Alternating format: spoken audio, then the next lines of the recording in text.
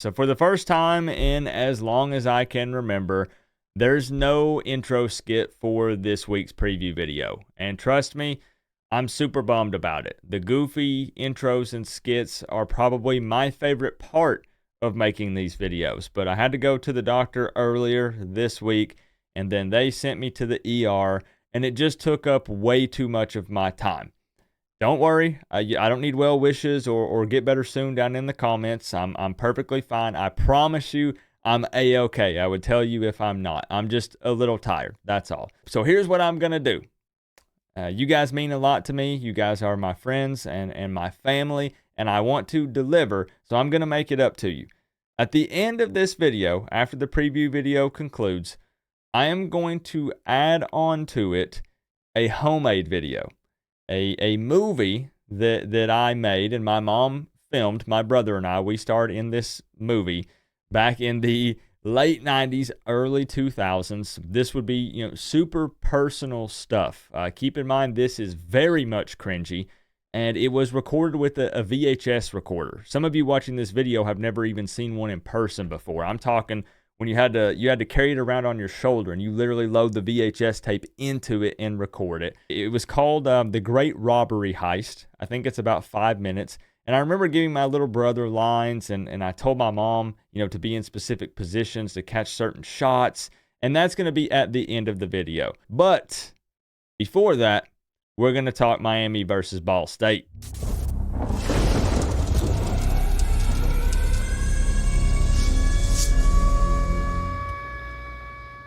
What's going on, Canes fans? What an exciting season it's already been.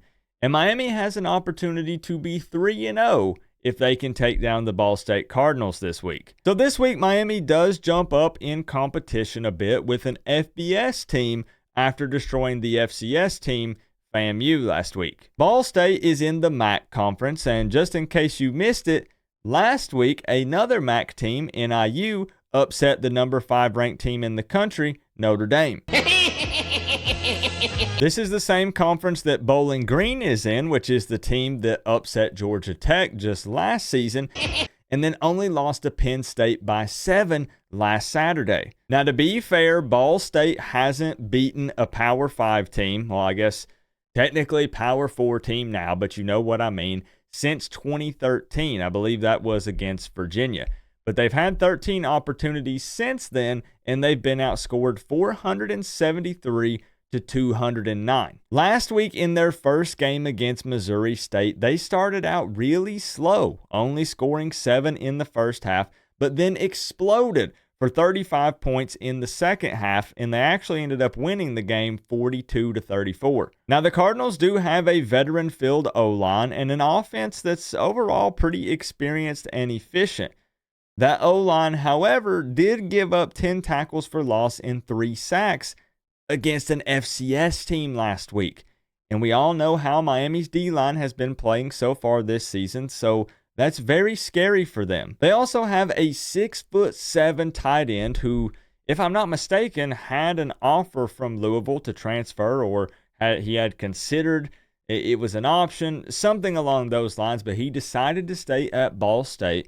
And they also have a somewhat of a deep threat wide receiver in Malcolm Gilly. Now, what I would be most curious about going into this game is if their 6'4" transfer receiver Justin Bowick will be ready to play, because he missed the first game last week due to an injury. Other than that, Ball State does have a new defensive coordinator this year, and they cover the middle of the field quite well, especially with the linebacker Joey Stemler, who is all over the field. Now, for Miami, we know that they just have to stay focused and not underestimate this opponent. The Canes have scored 97 total points in the first 2 games while only giving up 26, which I think is pretty darn respectable. Cam Ward is also playing really well and appears to be as advertised. He currently has a 75.4% completion percentage, and he's thrown 6 touchdowns and only 1 interception. It does look like Ruben Bain and Damari Brown will both miss this game, but that was expected as they missed last week.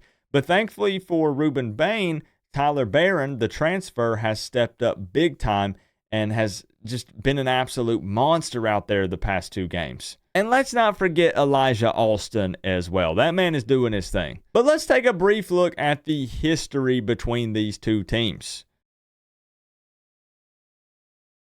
Well, would you look at that? This is actually the first time these two teams have played each other. And that's pretty cool. With that being said, let's take a look at some average stats so far this season for both teams.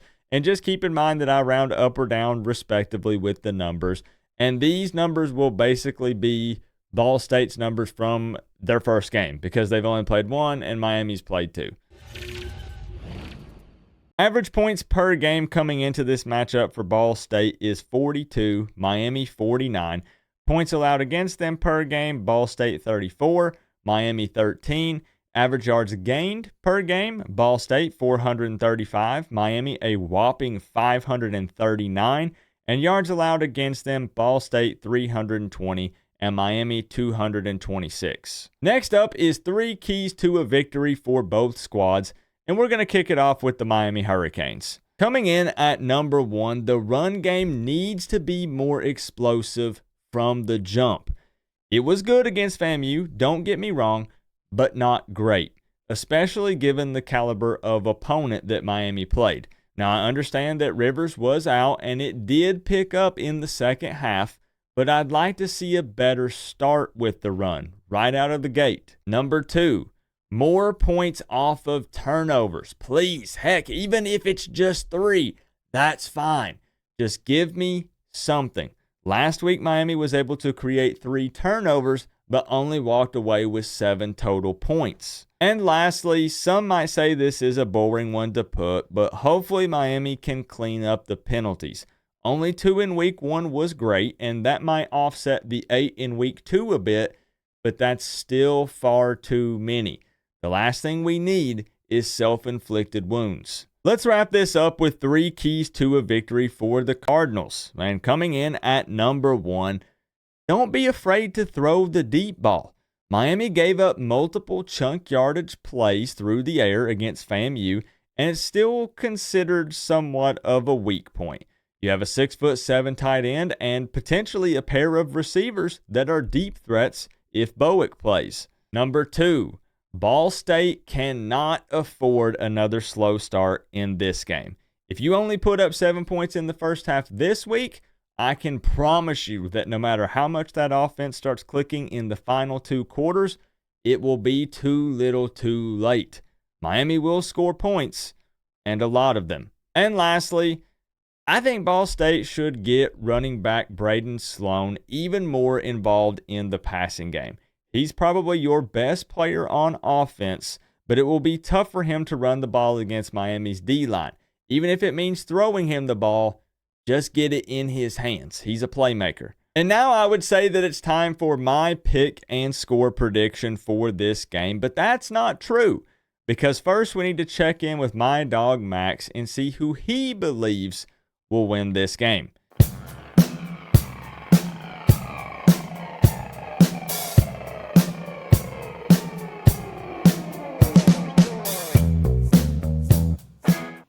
All right, guys, it's time for Max's pick, and 0 hesitation this week. He goes with the Canes. I think he might have learned his lesson picking FAMU last week. There we go, my boy. So again, keep in mind that we are keeping track of our picks to see who gets more right at the end of the season. And so far, I'm 2-0, and Max is 1-1 after he picked FAMU for an upset last week. Before I lock in and give the magic numbers for this week's game, I do always like to take a look at the ESPN matchup predictor, which gives Miami a 97.9% chance of winning this game, and Ball State 2.1%. Also, if we take a look at FanDuel, they have Miami listed as a 36.5 point favorite, with the over-under coming in at 55.5 points. Now, last week, Miami did cover the spread against FAMU. They were favored to win by 45, and they did that plus a little more. This week, however, again, they are technically stepping up in competition a bit with going up against the Cardinals. So what I'm going to do here I'm going to give Miami 48. And the Ball State Cardinals a whopping 10 points. So I do have Miami winning 48-10. Another big win this week for the Canes. And I have to say, I know there are going to be some people that say, Coop, yeah, might be stepping up a little bit, but, hey, maybe FAMU had a little more South Florida talent on their squad. So if Miami puts up, X amount on those guys, they're definitely going to put up more on Ball State. There's a lot of different ways you could look at this, right? I think offensively that Ball State does have a little bit going for them with the veteran O-line. They have some bigger wide receivers. They have that big tight end. Their running back is pretty good. Their quarterback is all right. I think that they can possibly score some points. The reason here for Miami with the 48 is we know that we have USF coming up next week, and we'll see. You don't know how long the starters are going to play, I guess is what I'm getting at. And you don't know how aggressive Miami will continue to be if they build up a solid lead, maybe at half or going into the third or fourth quarter. So it makes games like this almost impossible to predict. But I do firmly believe that Miami will win and win big and take care of business absolutely no problem against Ball State. So let me know your thoughts. We can chop it up, talk about the game down in the comment section below. I am going to be posting an Inside Insight show still this week. Depending on when you're watching this, it's either already up or it will probably go up Friday afternoon sometime. I did find a guy. Actually, someone linked me up here with a guy over on X, and he's a big-time Ball State fan. I've never been able to one-on-one with a Ball State fan before. I've never met one in person, and that's not even a shot. It's just the honest truth. So I think it's going to be really fun to bring him on and do the Inside Insight show with him. So keep your eyes peeled for that. And also remember that the Friday night call-in show will still happen, and the score prediction contest is up to $220. So you're going to want to call into that show, give your score prediction, and have a chance to win some money. So here, we're going to wrap it up with the video that I promised to make up for no skit. We'll be back to the Goofy Skits next week against USF. Remember, though, guys, we're all one big happy college football family, but at the end of the day, I got to say, it's always better when you get to rep the U. Coach Coop, peace out. I'll see y'all in the next one.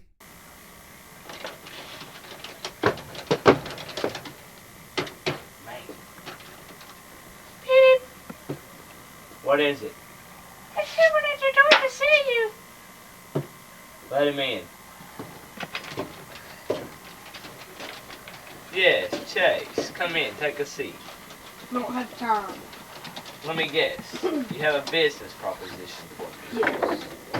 What is it? Go to rob banks in America. What day and what time? Sunday at 5 p.m. What's in it for me?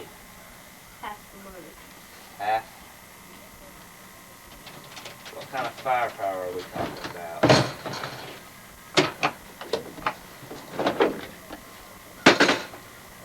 Yeah.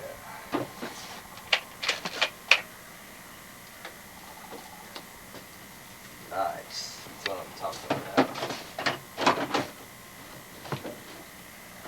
But why do you need the money? In a financial bind. Okay, I guess I'll do it. Let's go.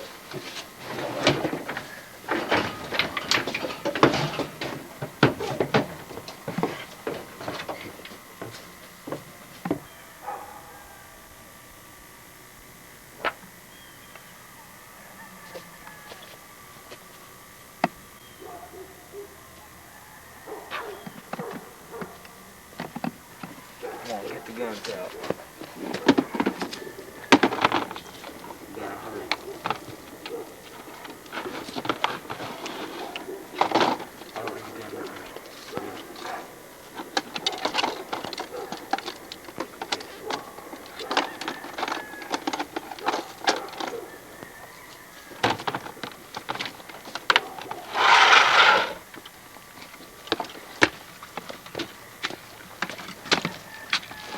wire in there good. Pull it.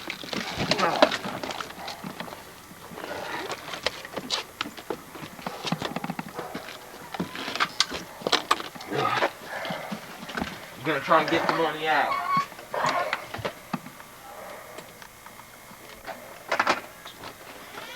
Oh man. Hurry up! I'm trying. Go smoke that cigarette real quick. No, you can smoke all the dang cigarettes you want after we get that money.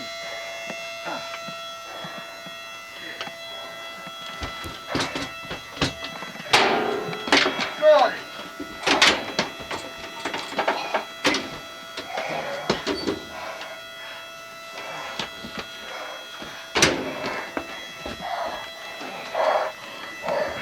Turn the money.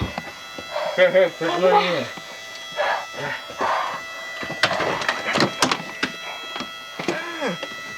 Robbery in progress.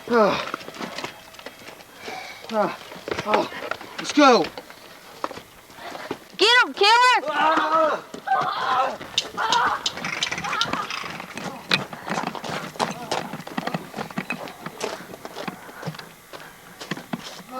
Officer Judith, come out with your hands up now!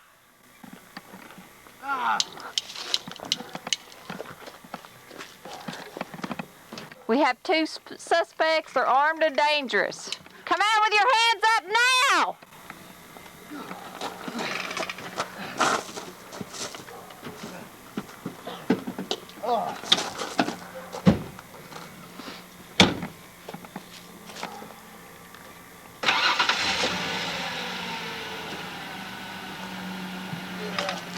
We have shots fired. Shots fired.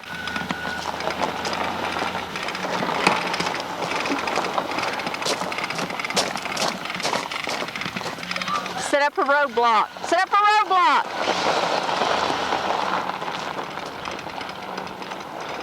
They went through it. They went through it.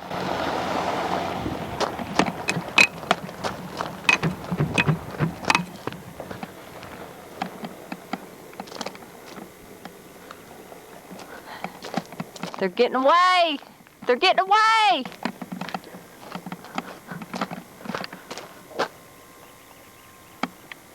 They got away.